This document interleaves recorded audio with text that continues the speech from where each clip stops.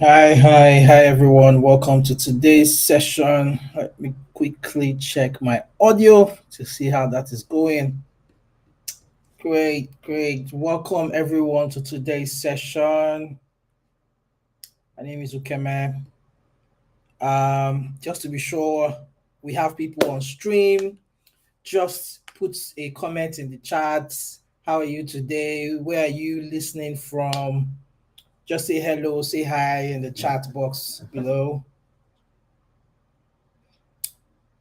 I'm supposed to have my colleague Malima assist with this session, but he's not here, so I might be doing everything myself, which is a lot of work.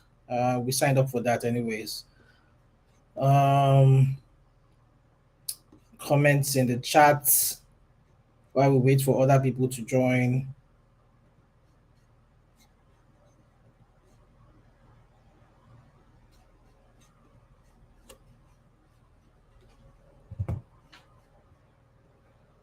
So I'm just trying to check other social media accounts to see how we're going there. All right. I can see some people already on stream. Yes. Thank you, Femi. Welcome, Femi, welcome. Yes, this is Roslan is listening from Kwara State. Amazing. Fantastic. This is going to be a fantastic session. Um,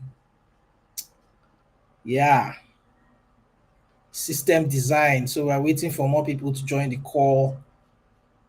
Oh, Roland from Lagos. Roland. Thank you so much for joining the stream. I will appreciate if you can share this your contact or your status or anybody you think is interested in tech. This is going to be a groundbreaking session, actually. Um, Also, like and subscribe to my channel so you get more updates. I'm just going to check LinkedIn to see what is going on there. I'm sure we're live on LinkedIn also.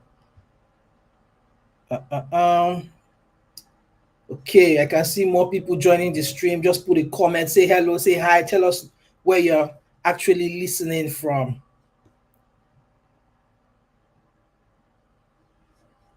All right.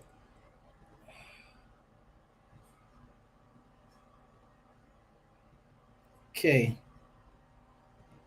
Okay. System design is what we're talking about today.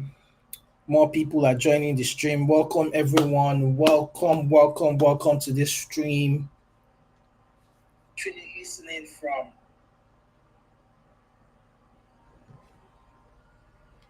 All right. Okay. Without wasting much time, we already have people joining the call already. We would, because this is a very large topic, I must say. So I'm going to split it into three parts. Part one to part three. System design is something you can never run away from if you are getting up the hierarchy as a DevOps engineer or a cloud engineer. Is something you will meet in your interviews, definitely meet in your interviews. And I think it's something we need to touch on. It's a very broad topic. We can't cover everything in 30 minutes. So I'm going to break it down into three parts. The first part is going to be just an introduction and some common concepts you need to know about. The second part, we will go into scaling, designing scalable systems with practical sessions, and different scenarios. That's why I said this is going to be very interesting. And then the third part three, we will be going into interviews. What kind of questions would you expect in an interview regarding system designs, and how can we actually mitigate those issues or questions you get in the how can we answer those questions? So I am gonna let me see go straight to it. Kindly join, like the channel, subscribe. So this is just the point where I I try to persuade my audience to like my channel.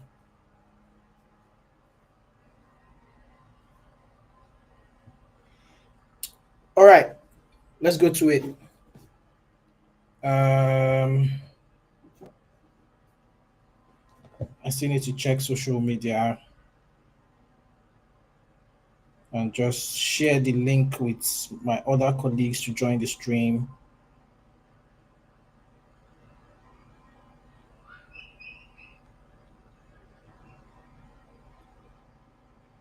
All right, I'm gonna set my timer for just 30 minutes.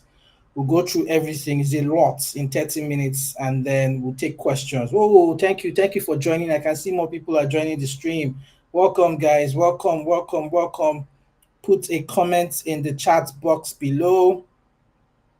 Put a comment in the chat box. Tell us hi. How are you doing? Let us know where you're actually listening from. We really appreciate that. All right. I have my 30 minutes timer up. Let's go. System design for DevOps and cloud engineers. This is part one.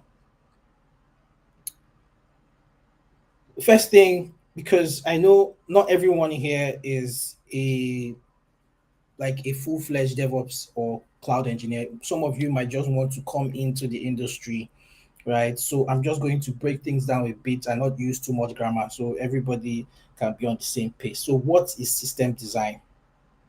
Okay, I can see someone here says is ready to learn. GM Tech 22X. Welcome. Thank you so much. Yeah. So system design is a discipline or is a practice of planning. Keyword there is planning, structuring, and architecting how different components of a computer slash or software systems work together to meet functional and non-functional requirements at scale. What does this mean? It's basically just planning and architecting, designing how you want a software system to go or how you want a specific computer system to run at scale, you know. And that's what system design is. It's basically just planning and architecting how you want your software or your infrastructure or your projects, your tech project to go. Right. So that's just in plain terms. Next slide. So here, why does this matter? Why is it important? Why is it important to know system design? So first of all, if you're a DevOps engineer, it's more than just creating pipelines. DevOps is way, way more than just creating pipelines, doing CI/CD. There is a thinking part of it, right? There is a thinking part of it. There is a designing part of it. There's an architecting part of it. There's a solution implementation part of it. You are trying to solve a problem and you need to have a solution. You can't just implement any solution. You need to consciously design that solution. Number two, cloud engineers must think like architects. I just said that in my number one point. Number three, as you grow up the ladder in senior roles, right, you would definitely require system design because in your senior or mid-level role interview, they will ask you to design a system, so you can't escape it. Okay, Malima is already here. Malima, welcome. But anyways, let's just continue. Um, Number four, AI-driven engineering still needs solid architecture. Even if you are going to vibe code everything, you still need to at least have a design in which your AI would follow. Number five, reliability equals competitive advantage. So if your design is designed to be well reliable, like your entire infrastructure or whatever you've architected is to be well reliable, gives you a competitive advantage, right? And also in terms of jobs, you have that competitive advantage. You think outside the box, you think holistically about the entire project, not just the software side, the infrastructure side, the networking, everything. You will just have an understanding of how everything works. Okay, now let's start with a basic computer system. This is how it looks. Let me remove my face from there. Basic computer architecture, right? We're not talking about the monitor or anything. We're talking about compute and some of the items in your motherboard, right? So we have your CPU, your CPU on the top right hand corner here in my slide. It's the compute, right? It's the brain behind everything. It does read and write to your cache, right? Your cache is what is underneath there. It does read right to your cache, your RAM, and your disk. Your cache is a temporary storage. That's what you have. The yellow item there is a temporary form of temporary storage and it's very, very fast. So if your compute, which is the brain of the machine, wants to get data really fast, it first of all checks the cache, right? To get that data. Now, if the data is not in that cache, right, it's going to check something called the RAM, the random access memory. So the random access memory is also a kind of like a storage system, but it's a very temporary storage system, right? So that's your RAM stores your data structures, stores your variables, stores your application data. It is very volatile and it is temporary, right? It's not something that would I will hold data for a lot of time. If you turn off your computer and turn it on, that data is gone. So is the data in your cache in most cases, right? And then you have your hardware, your hard drive, right? Your disks, which is your SSD or your SSD. These are like permanent storage, and it is non-volatile, but it is very slow, right? So in terms of speed, the CPU would first of all reach out to the cache, right? Because the cache is super lightning fast. If it reaches out to the cache and it doesn't have the data, it's going to check the RAM. If it reaches out to the RAM and it doesn't have that data, it's going to check your hard disk. So that's how uh, it basically works. And then the blue um, rectangle around everything just signifies your motherboard, right? There are more components to the motherboard, but these are the main major components we need to take note of for system designs. So that's just the foundational level. Now, this might look scary for some people, but in production, I just said I should put this out here, yeah, because in production, this is how a basic production infrastructure actually feels like the design. So I'll start from the top left where you have your computer. Top left is the computer, your code, the developer writes code and then pushes it to a repository, maybe on GitHub, right? Once he pushes it to a Git repository, there's a CI/CD pipeline that runs. It's going to build your application into an image. It's going to do whatever the pipeline wants it to do testing, whatever, and then deploys it. That's the CD part, continuous deployment. The CI side is continuous integration, right? Okay, I see some people in the comments. Thank you so much. I'll address that in a bit. So the CI/CD does its work. It deploys to a server. The blue machines you see there, those three machines are servers, right? It's going to deploy to that server. The server is connecting to another server, which is on top, right? The white ones on top of the blue ones, the two white ones on top of the blue servers, right? The one server is writing to the other server, right? That's the point, right? And then in front of that server, we see something called a load balancer. That load balancer there is the guy who receives requests from the users.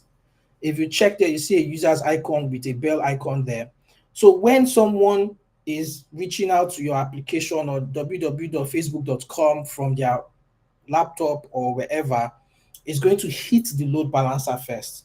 The load balancer will now distribute the load to that server, to different servers, right? Just so that your server doesn't get overwhelmed. That's why we have a load balancer there. And in this case, Nginx is what is being used. Now, if you look at the arrow that is from the blue servers, right, the three blue servers in the middle, to the storage, right, is writing data to the storage. So user makes a request, it hits the load balancer gets that data, pushes the traffic to the servers. Servers will connect to other server if it has to, and then writes data to the database. That's what you have in the top right hand corner, storage. Then that same server, you need to implement something called a logging and monitoring system, right? Just in case there's any error, you need to trace what is going on, find the issues and fix them on time as a cloud or DevOps engineer. So you need to implement a logging and monitoring system. That's what we have in the low right-hand corner. So the low right-hand corner, we have something like Sentry and PM2. This would like get your logs. There are many logging and monitoring systems you can use. There's Grafana, there is Prometheus. For those who are new, it might sound a bit complex, but just imagine something that takes data, that anything that's happening in your data is going to record it somewhere, right? It's going to record it somewhere.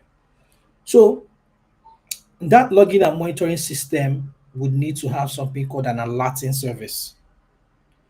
That's why you have a long arrow going to your far left, low left corner. The alerting service is like some kind of like constraint that the engineer would put just in case something goes wrong, or just in case you want to monitor a failure or anything, right? Once that threshold is hit from the logging and monitoring service, it's going to trigger the alerting. It's going to tell you, oh, 5 servers are down. There's a problem going on here. There's also going on there. It's going to alert you, and that alerting service sends a notification. It can either send a notification to the user. That's why you see in the user icon there, there's a bell icon there. You can decide to design it to send notifications to the user, or you send notifications to you, the developer, or your engineering team. And the standard way is to use Slack. Slack is kind of like a communication um, platform or software that most companies use, right? And Slack then reports straight to your Slack is in your computer, so you just see the thing there. So this is kind of like a basic design, like a system design of how a production application process is, right? There are different ways of how you can manipulate this depending on your solution, or depending on the on what you're trying to implement, right? I just have to put that out of the way so you have an overview of how these things work. So the system to design systems, you need to have a mindset, right? You can't just start drawing charts and putting arrows everywhere. You need to have a mindset, right? So the first thing is to think in flows, not components, right? That's why we have the arrows there. If this happens, what is going to happen next? If this happens, what's going to happen next? You need to think ahead holistically. So you think in flows, not in components. By components, if you check here, the server is a component, load balancer is a component, storage is a component, and whatnot. You need to understand the trade-offs, because if in fact in life, every single decision you make has a trade-off, right? If you give something to take something, right? So you need to understand trade-offs. If I implement this, what is the downside to it? If I don't implement it, what is the pros and cons of issues, not just the tools, not just, oh, I'll use Kubernetes, oh, I'll use Docker. Okay, why should you use Docker or ECS instead of Kubernetes? That kind of question. Why should you use EC2 instead of using a container managed system? Do you get? You need to think about the trade-offs and not just the tools or the components. Optimize for scale. You also need to think about when you have a lot of traffic hitting your system, what's going to happen. Think about costs, because some companies, they want you to reduce costs for them, not to implement a system that will 10x the cost. You need to think about failure. What if this system fails? Is there redundancy? Is everything going to crash? I think some years back, when we want to write JAM, like they started doing CBT. JAM is the Nigerian exam you write to get to university. Um, so that exam, there's something called CBT, computer-based tests, and in most cases, back in the days, I'm not sure if they implemented cloud or something. So when people rush and start writing exams, the entire website will crash. So how do you make sure that even if something fails, your website doesn't crash or your application doesn't crash? You think about constraints. That's what I just talked about. I need to build for the unknowns. Most times, that's why in this game you can't know everything. You cannot know. If you like spend 20 years in this game, you cannot know everything. You cannot know everything. So, but you still need to think about the unknowns. What if scenarios, right? So we talked about what makes a good design: scalability. Your system needs to be able to handle load, right? When there's a lot of traffic or people hitting your website, what happens, or your web app? It also needs to be maintainable, right? It should be easy enough for someone else who is not working in your team per se to come in and still try and maintain it. So it shouldn't be, there are many complex systems, but make sure when you're building a complex system, there's some form of maintainability to it. Efficient in terms of the kind of power it's using and the cost, right? Reliability, it needs to be up and running even if something fails, right? So just have this kind of mindset. It might feel like a lot of things, but once you start doing it, it's going to be part and parcel of you. It's just going to be second nature to you. Yeah. So um today's all about theoretical and hypothetical situations, right? We're not going to do anything practical, but you need to know what's up. That's why we're going through theory. I prefer hands-on to theory, but with system design, you need to know the theory first. So, for example, um, if you look at the left icon, the left image, we have users trying to reach an application through the load balancer, and there are three servers there, and one of them is failing. But that shows that this system is actually reliable because one server fails, but you still have two more servers to handle the load. So that's why we're talking about reliability. System works, the system needs to be consistent. I think of recent um, Cloudflare has gone down and is affecting a lot of people. I can't judge them because they know more than me, but it feels like Cloudflare is not as reliable as as it should be. That's why they say 99.999 reliability.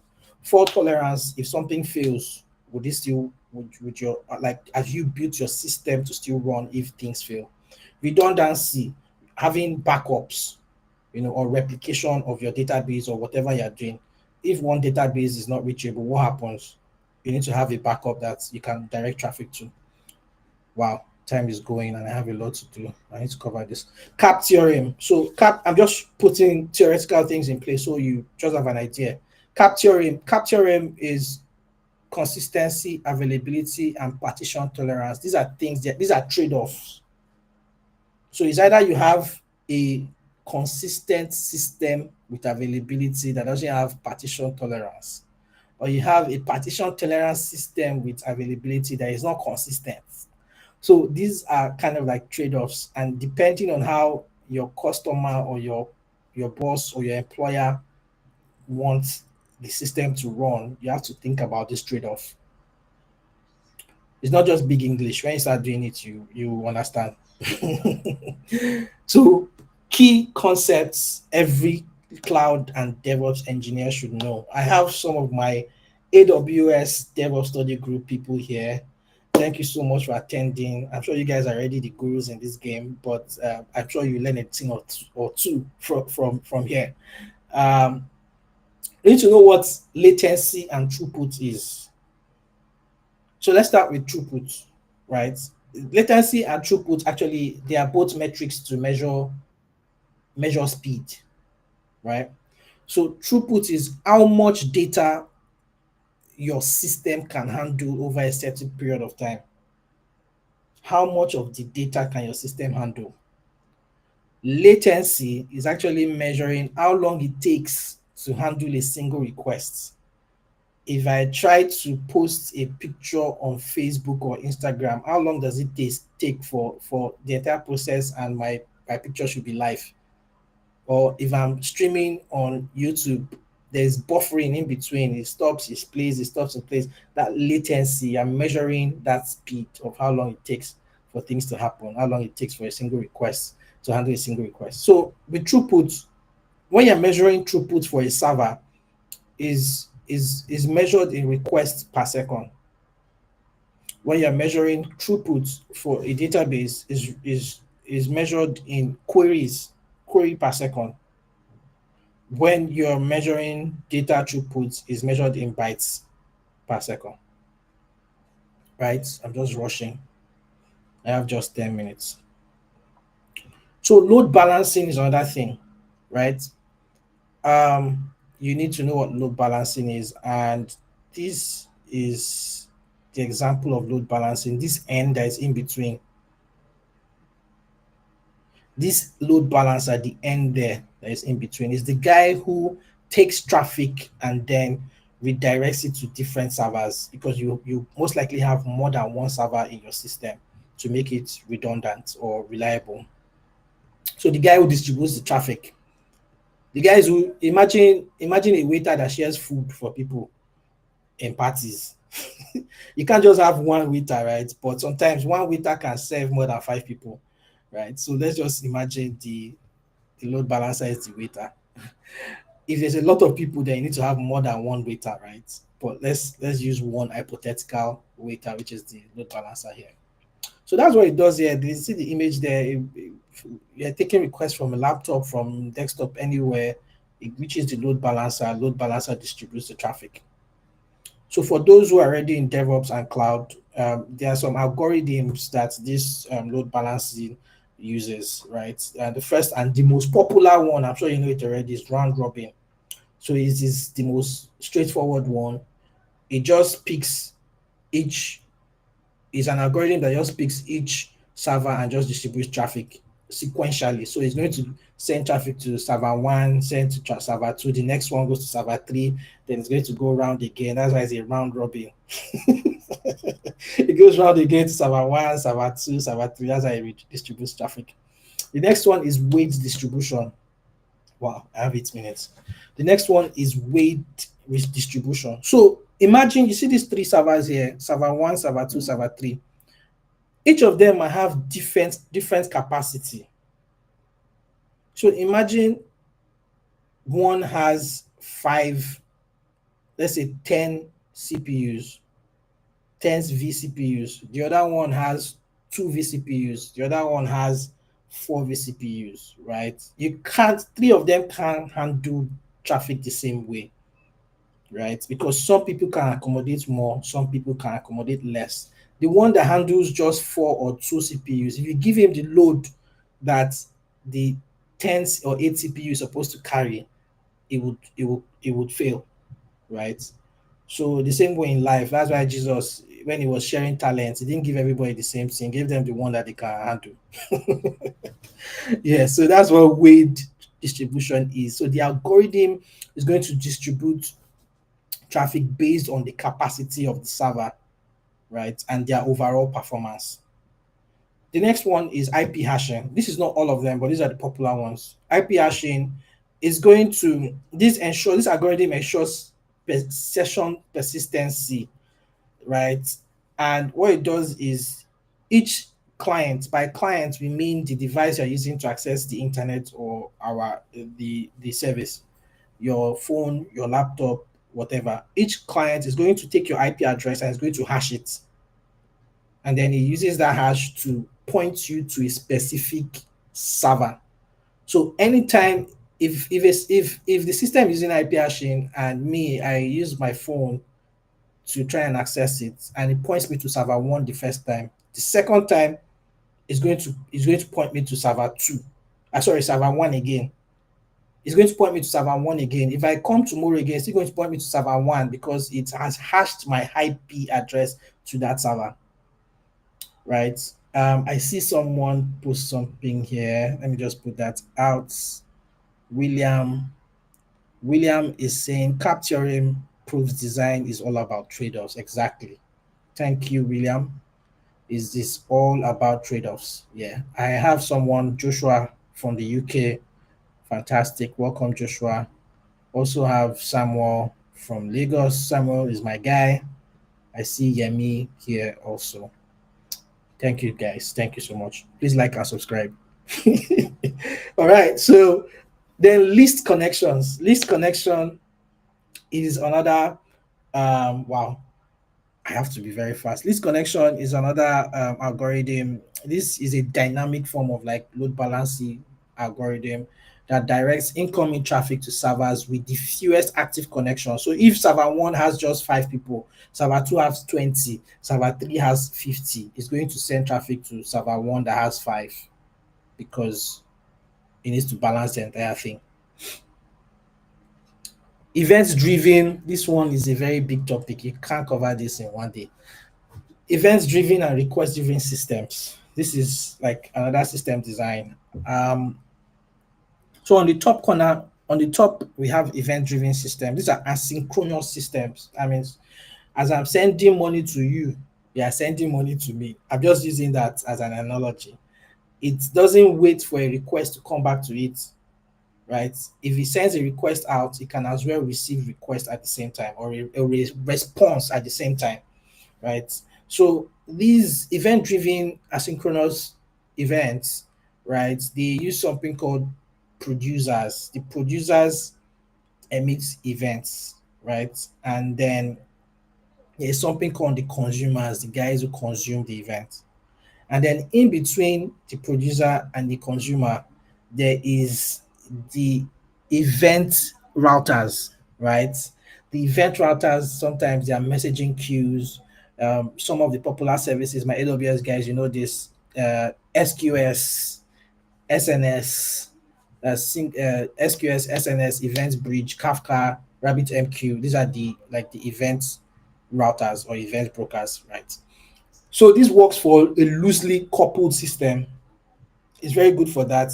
It's good. It's very great for heavy loads and natural buffering, right? But it has its own trade-off, right? It is a very complex system to monitor. Doesn't mean you can't monitor it, but it's complex to monitor.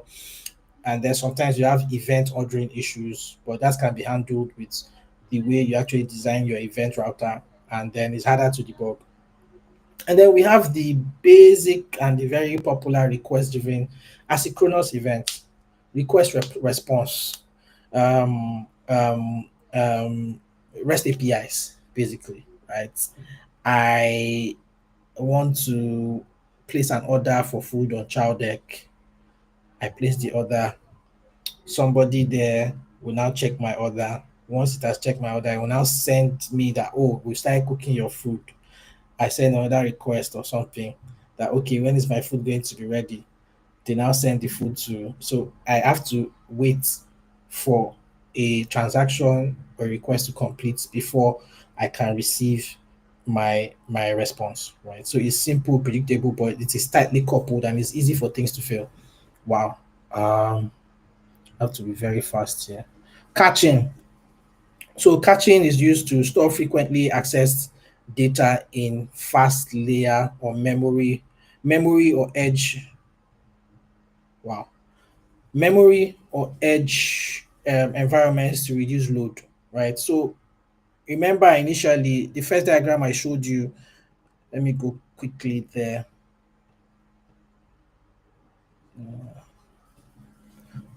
You see the yellow component there is the cache. The CPU reaches the cache first for data. So let's go back. Oh my God. Yes, so that kind of thing, right? It stores data somewhere, so it's easy to access it. And there's browser cache. That's why sometimes if you're trying to check something on your website, you refresh the page, the data is still there. The same data is there. Your browser has already cached it. There's server caching and in memory server caching, and we can also call that application caching. That's where guys like Redis comes in. We also have database caching. We also have CDNs. CDNs, we will cover CDNs next week, right? Is a content delivery network, right? So these are servers around the world where your data is actually spread or put there so that if I'm in Nigeria and I need to access a data that is supposed to be in the United States, I can access that data in a CDN that is close to my Nigeria somewhere, my location in Nigeria, right? So this reduces latency and reduces database load. Too much talk. This part is very long, but we need to cover it quickly. Data partitioning and sharding versus replication. So if you see the image we have under it, you have concurrent users. People are trying to reach your website or your service, right? They go through the load balancer. Load balancer distributes it to the APIs. API sends data to the data service. But now we have just one database. So there's a bottleneck there. If everybody's rushing to enter inside one small door, there, there is most likely going to be a problem, right? Database will crash or the traffic won't be handled properly. So there are there is database replication strategies, right? So what do we have to do now? If to solve this problem that is here, the bottleneck in database, what do we have to do? One of the things we can do is to replicate your database. Have more than one databases that can handle the traffic, right? So have more than one database, replicate it. So there are two major things we need to look at. There is the leader replication, and then there's the leader follower replication. The leader replication meaning you have more than one master database for leader. They all have the same data, so it's just a carbon copy of the master, and they can both read and write. Right? They can both read and write. And then you have the leader follower, which is you have one leader, that's one master database, and then you have multiple followers, which are the slaves. So the leader, all the data, oh my god, let me add, let me just add 5 minutes to quickly finish up. So all the data is being sent to the leader, and the leader then writes data to the followers. So the followers only read, they can't like get write data, they can only read data, right? And there are trade-offs to this. I'd like to share my slide so you see the trade-offs I wrote there. Because of time, we can't go through everything. So a leader follower replication is actually used by PostgreSQL, that's RDS, and relational databases. MySQL, they use that too. For the leader, CouchDB, MongoDB, these are like document based, no SQL databases. They do that too. So now we're talking about database sharding, right? I mean, I don't know how to explain the use case for this if you are not in the industry. How do I explain it? Um, so database partitioning and sharding. So you have one database, right? Just so that, remember, we're trying to fix the bottleneck in database. You can split your database into two parts or more smaller parts that is manageable, and then you distribute traffic to those parts. Everything is still in one database, but you just split your tables, right? That's partitioning in general. Then sharding is actually splitting those parts, right, and then putting them in smaller databases, right? I don't know if that explains it properly. Okay, so someone says, thanks to Kemer from Lagos community. I like the picture clarity of your presentation slide. Thank you so much. Yeah, so this is how sharding actually looks like. If you look at the left image, right? So there's one table full with customers. So I can now split it, say all my customers coming from North America, this is your own table, your shard. All my customers coming from South America, this is your own table. All my customers coming from West America, I mean West Africa, this is your own table. So shard one, shard two, shard three, like that. So once traffic comes in, you can mitigate that bottleneck. You push the traffic to the right shard, right? The benefits is it has high throughput, it has horizontal data scaling, reduces storage hotspots. But some of the issues is cross shard queries, rebalancing shards, meaning each shard need to like share somewhat the same data in some cases. Operational complexity is not easy to like create shards, and you don't need to do this all the time, right? So this is the end of my presentation. We'll have 10 minutes for questions. Thank you so much. I see some of my colleagues here. Okay, I see Toby from Lagos. I see Habib Suleiman from Ilorin. Habib is my guy. I see a lot of you guys. Thank you so much. Any questions? Any questions? This is very theoretical. I'd like to share my slide. I'm going to share it on LinkedIn so you guys can just go through it. Then next week we will cover the very important parts of like scaling. We'll have scenarios and I'll ask you questions. How can we fix this? How can we fix that? Then we'll do it together. That will be for part two. Any questions?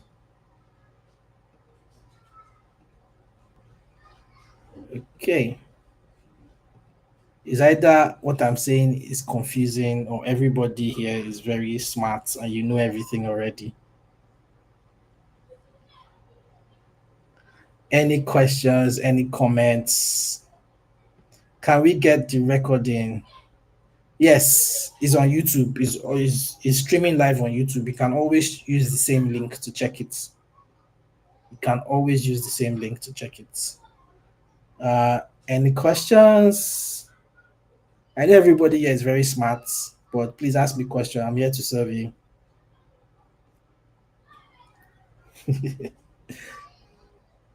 Okay.